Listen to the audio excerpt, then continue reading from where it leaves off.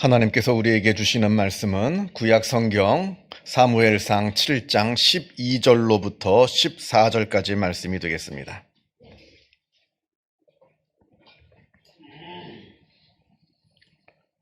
구약 성경 418면에 있습니다.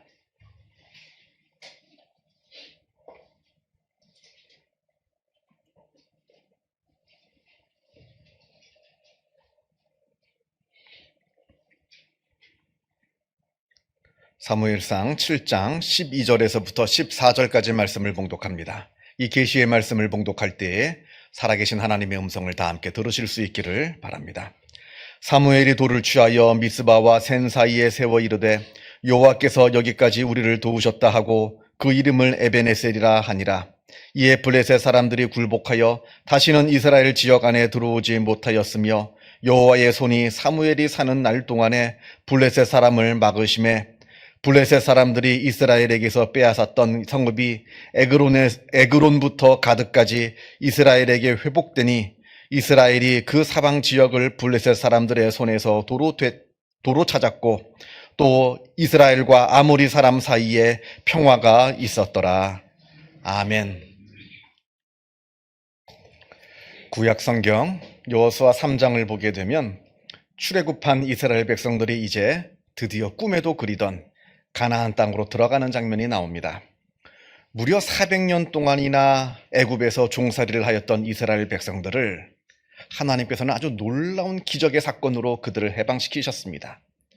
10가지 재앙을 내리시고 또 홍해가 갈라지고 아주 놀라운 사건이 벌어졌습니다만 그 사건 자체도 의미가 있겠습니다만 이들이 그 노예에서 해방되었다고 하는 아무런 정치적인 힘도 군사적인 힘도 없는 이 노예들이 당대의 최강 강대국에서 해방되었다고 하는 그 사건 그 자체가 아주 기적적인 사건이었던 겁니다.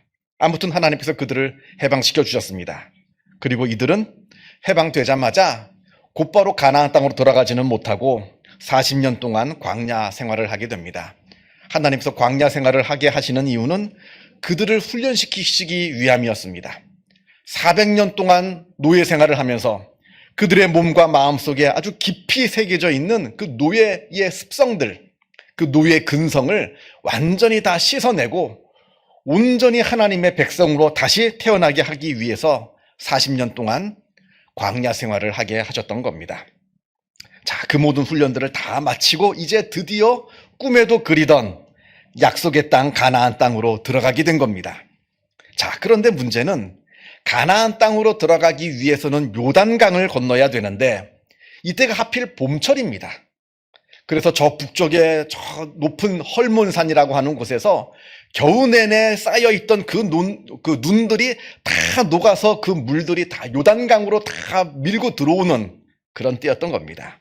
그래서 지금 요단 강물은 수심이 아주 깊을 뿐만 아니라 그 물의 흐름이 아주 거칠고 빠른 아주 위험한 상황이 되고 말았던 겁니다. 자, 이때 하나님께서 여호수아에게 명령을 하십니다. 제사장들이 언약궤를 짊어매고 먼저 요단강을 건너라.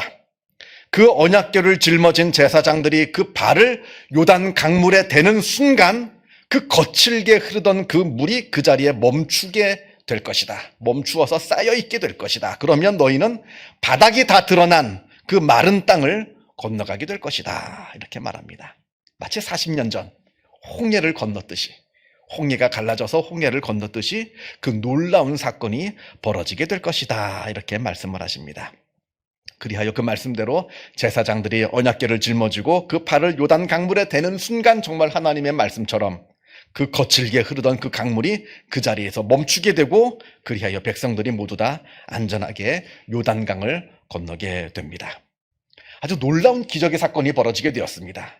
그리하여 그 요단강을 백성들이 다 안전하게 건너가자마자 여호수아는 각 지파별로 명령을 내리기를 너희는 지금 저 말라 있는 저 강바닥에 들어가서 아주 커다란 돌 하나씩을 지파별로 들고 나와라. 그래서 모두 12개를 가지고 나와서 그 커다란 돌을 이 강을 건넌 이 자리에 쌓아서 세워두어라. 이렇게 명령을 내리는 겁니다. 그 이유는 먼 훗날 이 벌어진 놀라운 기적을 보지 못한 우리의 후손들이 이 12개의 돌을 바라보고 우리에게 물을 거라는 겁니다. 이 돌이 왜 여기에 12개가 세워져 있습니까? 물으면 그때 너희는 오늘 너희가 직접 본 그 놀라운 사건을 그들에게 이야기해 주어라. 그리하여 이 놀라운 사건을 너희만 기억하고 있지 말고 이 사건을 직접 보지 못한 너희의 후손들도 이 사건을 기억하게 하여라. 이렇게 명령을 합니다. 흔히 말하기를 우리 기독교를 기억의 종교라고 합니다. 우리가 성경을 보면 기억하라라고 하는 말씀이 굉장히 많이 나옵니다. 제가 대충 한번 쉬어봤는데 기억이라고 하는 단어가 성경에 무려 226번이 나옵니다. 제가 정확하게 셌는지는 모르겠습니다. 그러나 226번, 제가 세기로는 226번이 나옵니다. 그만큼 기독교에 있어서 기억이라고 하는 것은 매우 중요한 것임을 말씀하고 있는 대목입니다. 성경은 왜 우리에게 그토록 기억하라 말씀을 하실까? 그 이유는 그만큼 우리 인간은 망각의 동물이기 때문에 그러합니다. 방금 들은 것도 까먹는 게 우리고요. 방금 본 것도 잊어먹는 게 우리 인간의 모습입니다. 여러분들도 아마 그러실 줄 저는 믿습니다. 여러분들도 금방 들은 거 까먹고 금방 본 거 까먹고. 그래서 이런 우스갯소리가 있더라고요. 어느 맞벌이 부부가 함께 차를 타고 출근을 합니다. 한참을 차를 타고 달리는 도중에 갑자기 그 아내가 전기 다리미를 끄고 온 것을 까먹었다고, 끄지 않았다고 이렇게 말합니다. 그럼 어떡합니까? 빨리 차를 돌려가지고 집으로 돌아가서 그 문을 열어보니까 다행히 그 전기 다리미가 꺼져 있더랍니다. 그 다음 날이 되었습니다. 또 같이 차를 타고 출근을 하는데 갑자기 또 아내가 소리를 지르면서 전기 다리미 끄는 것을 까먹고 왔다고 빨리 돌아가자 합니다. 남편이 너무나 화가 나고 짜증났습니다만 어떡합니까? 불이 나면 안 되니까 또 급히 차를 돌려가지고 집에 가보니까 전기 다리미는 어제처럼 여전히 꺼져 있더랍니다. 또 그 다음 날이 되었습니다. 또 함께 차를 타고 가는데 또 아내가 오늘은 다리미를 껐는지 켰는지 헷갈리더랍니다. 그러니까 남편이 조용히 옆에 차를 세워두고는 뒷자리에 가더니 뭘 하나 꺼내면서 여기 있다 다리미 이랬답니다. 왜 이러는 겁니까? 여러분 우리 믿음의 사람들은 보이지 않는 하나님을 믿습니다. 우리는 하나님을 볼 수는 없습니다.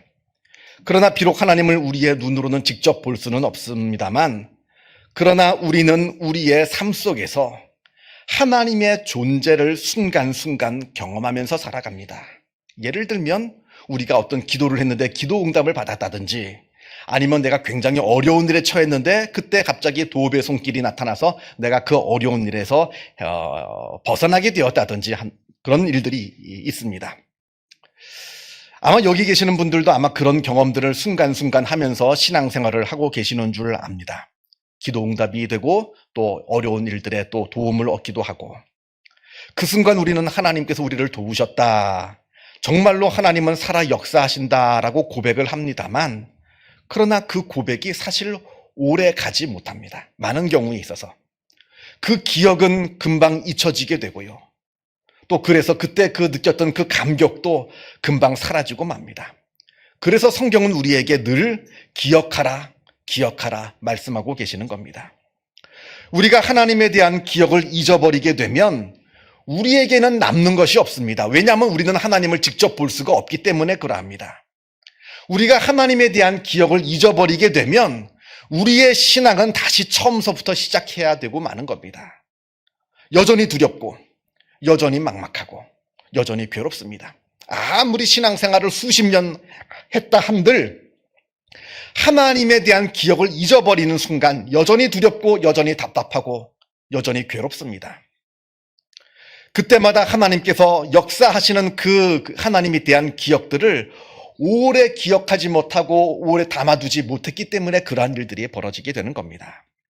자, 반대로 그러나 우리가 하나님에 대한 기억을 기억하면 기억할수록, 우리 마음 가운데 오래 기억하면 기억할수록 우리의 믿음은 성장하게 됩니다. 하나님에 대해서 많은 것을 기억하면 기억할수록 우리의 믿음은 흔들리지 않습니다. 어려운 일이 다가와도 무섭지가 않습니다. 왜냐하면 과거에 하나님께서 이러한 일이 이것보다 더 큰 일이 있었음에도 불구하고 우리를 도우셨거든요. 그것을 기억하고 있는 사람, 그것을 분명하게 기억하고 있는 사람은 어떠한 어려움이 있다 하더라도 그 어려움에 굴하지 않는 겁니다. 그것을 하나님의 도우심을 기억하기에 그러하다는 겁니다. 여러분, 하나님에 대해서 많은 것을 기억하고 살아가는 사람들하고 하나님에 대한 기억이 전혀 없는 사람들과의 삶은 그 삶을 살아가는 방식이나 태도나 그 모습들이 같을 수가 없습니다. 하나님에 대한 기억을 가지고 살아가는 사람들은 늘 평안합니다. 두려움이 없습니다. 담대합니다. 과거에 나를 지켜주신 하나님께서 지금도 하나님께서 나를 지켜주신다는 것을 믿기에 그러합니다. 그러나 하나님에 대한 기억이 없는 사람은 늘 불안합니다. 늘 두렵습니다. 지금까지 어떻게 살아오긴 했습니다만 앞으로도 내가 또 그 어려운 일들을 다 헤쳐나간다는 보장이 없기 때문에 그러합니다. 어떻게 살아가야 할지 막막합니다. 이게 바로 하나님에 대한 기억이 없는 사람의 모습이라 하는 겁니다. 요즘 우리 시대의 화두 중에 하나가 아마 자존감이라고 하는 말일 겁니다. 방송이나 인터넷이나 많은 책들 가운데 이 자존감에 대해서 이야기하는 방송이나 책들이 굉장히 많이 있습니다. 사실 이 자존감이라고 하는 것은 굉장히 중요한 것인데 우리가 오해할 수가 있습니다. 자존감과 자신감, 자존감과 자존심, 이게 뭔 차이인가 헷갈릴 때가 있는데 자존감과 자신감이라고 하는 것은 다른 겁니다. 자신감은 다른 사람들과의 비교를 통해서 내가 저 사람보다 더 비교 우위에 있을 때 느끼는 감정입니다. 그러니까 자신감은 상대적인 거예요. 그러나 자존감은 비교해서 얻는 느낌이 아닙니다. 자존감이라고 하는 것은 내 자신 안에서 발견하는 절대적인 감정인 겁니다. 그래서 늘 다른 사람과 비교하면서 때로는 사람들 보면 우쭐거리기도 합니다. 또 다른 사람들과 비교하면서 또 주눅들기도 합니다. 그런 사람들은 자존감이 없는 사람들이에요.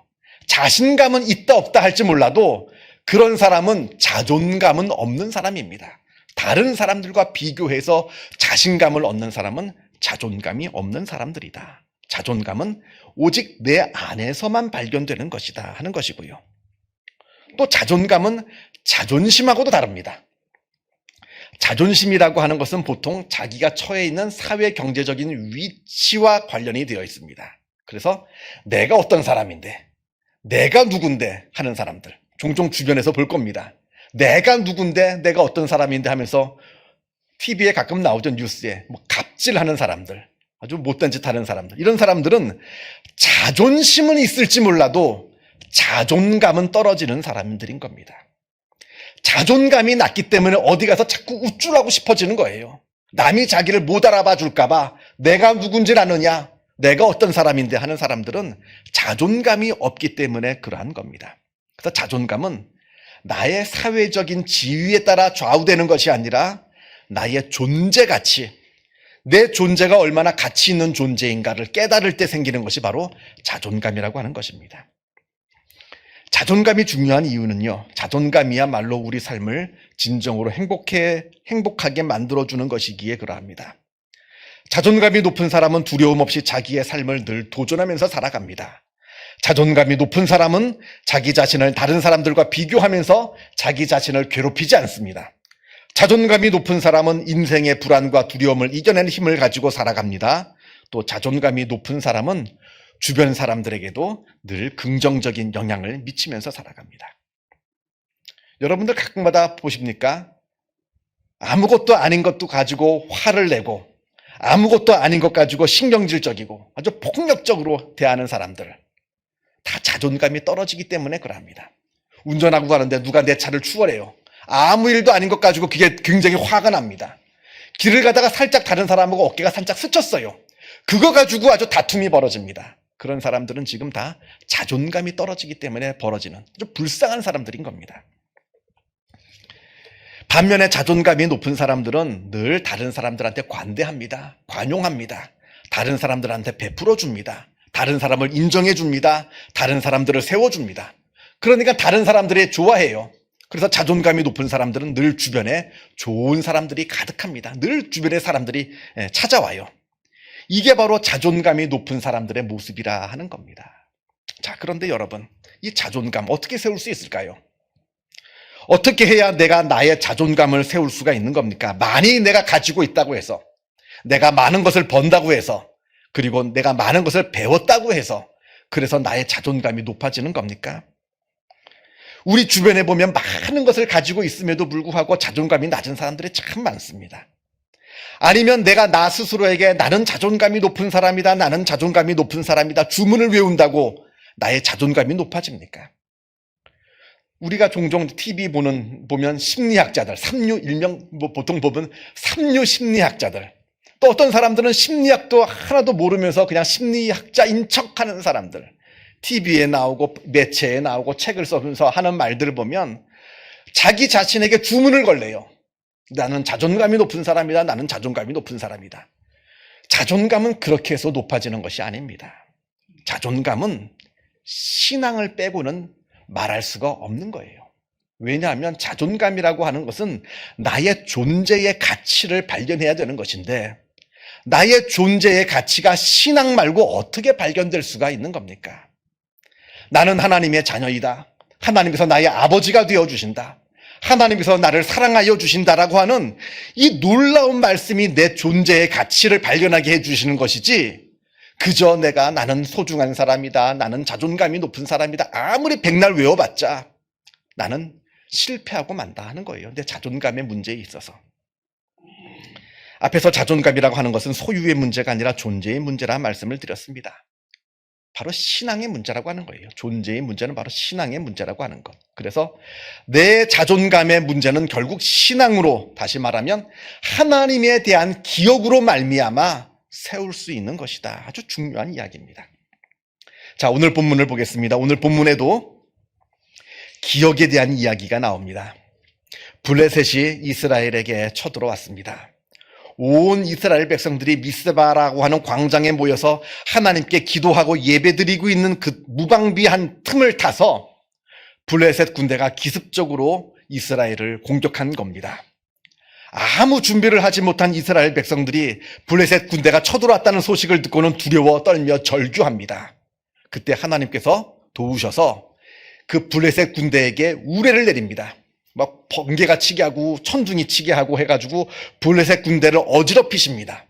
그 틈을 타서 이스라엘이 군대가 정비하여서 그 출동하여 블레셋 군대를 다 물리칩니다. 블레셋 군대를 막아냈을 뿐만 아니라 도망을 가는 블레셋 군대를 추격하여서 이스라엘 군대가 빼앗겼던 땅들, 그리고 미처 차지하지 못했던 땅들도 다 추격하여서 그들을 다 물리쳐서 그 땅들도 다 회복하게 됩니다. 이때 사무엘이 그곳에 커다란 돌을 세워서 기념비를 하나 세우는데, 그 기념비의 이름이 에베네셀, 번역하면 도움의 돌이라고 하는 뜻입니다. 도움의 돌이라 명명을 하고 그 도움의 돌이라고 하는 큰 기념비를 세워 놓으면서 하나님께서 우리를 여기까지 도우셨다 이렇게 말합니다. 하마터면 블레셋에게 큰 일을 당할 뻔하였는데 하나님께서 기적적으로 우레를 내리시고 우리를 도와주시어서 블레셋 군대를 다 이기게 하시고 우리가 이 땅까지 다 차지하게 해 주셨다. 영토를 넓힐 수가 있게 해 주셨다 하면서 도움의 돌, 에베네셀의 돌을 세워 놓았던 겁니다. 이제 많은 사람들이, 또 후세의 사람들이 지나가면서 이 돌을 볼 때마다 이 사건을 기억하게 될 것입니다. 이 돌을 바라보면서 하나님께서는 우리를 도우시는 에베네셀의 하나님이다 하는 것을 기억하게 될 것입니다. 그러하기에 이 에베네셀이라고 하는 이 도움의 돌, 큰 기념비는 굉장히 중요한 겁니다. 우리의 기억을 늘 새롭게 할 수 있기 때문에 중요하다 하는 그 뜻입니다. 여러분, 오늘 2023년도 마지막 날 12월 31일입니다. 하나님께서 여러분 한 분 한 분을 지금 여기까지 도우셨습니다. 여러분, 지난 1년 동안 여러분에게 여러 많은 일들이 있었을 겁니다. 기쁜 일도 있었고요, 또 좋았던 일도 있었고, 힘들었던 일도 있었고, 또 슬픈 일도 있었을 겁니다. 그러나 분명한 것은 하나님께서 도우셔서 여러분께서 지금 오늘 여기까지 오게 되었다 하는 겁니다. 만약 올 한 해 여러분께서 즐겁고 기쁜 일이 있었다라고 한다면 그건 모두 하나님의 은혜의 선물입니다. 내가 한 거 아닙니다. 운이 좋아서 된 일은 더더욱 아닙니다. 오직 하나님께서 베풀어 주신 하나님의 은혜입니다. 또 슬프고 어려운 일이 있으셨다면 그것 또한 하나님의 은혜입니다.